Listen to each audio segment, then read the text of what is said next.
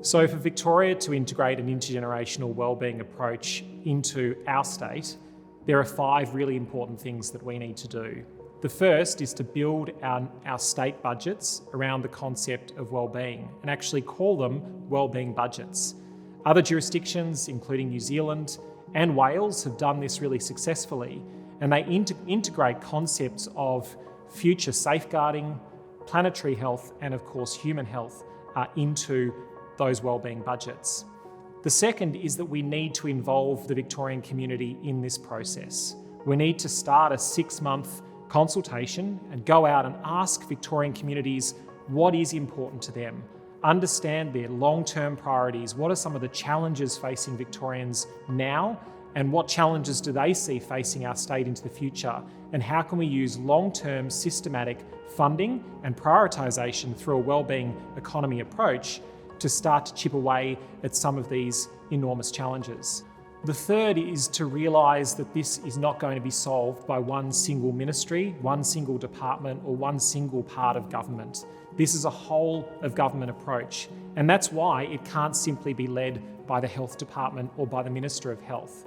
If we're truly going to focus on a future of wellbeing, on safeguarding human health, planetary health, the natural environment around us, reducing poverty, and working towards a more equal Victoria where everyone is able to enjoy good health, it will involve all parts of government, and it needs to be an all-of-government approach. The fourth is that we need to develop a wellbeing framework for Victoria. What does it truly mean to focus on wellbeing as a state? What is important to us as a population? And what kind of Victoria do we want to create for ourselves, for our children, and for the natural environment around us? This needs to be crystal clear so that we can hold ourselves and future governments to this account. And finally, this is going to require really strong and long-term leadership.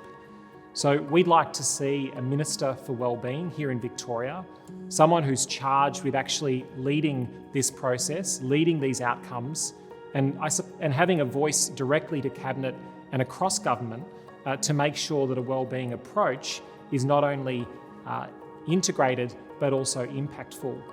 But to protect this long term, we also need a Victorian Wellbeing Economy Bill, a piece of legislation that enshrines this approach and protects it not only in current governments but in future governments.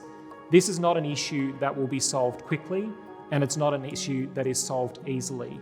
It's going to require long-term, systematic perseverance from our leaders, and that's why we need a minister and the enshrinement in a bill.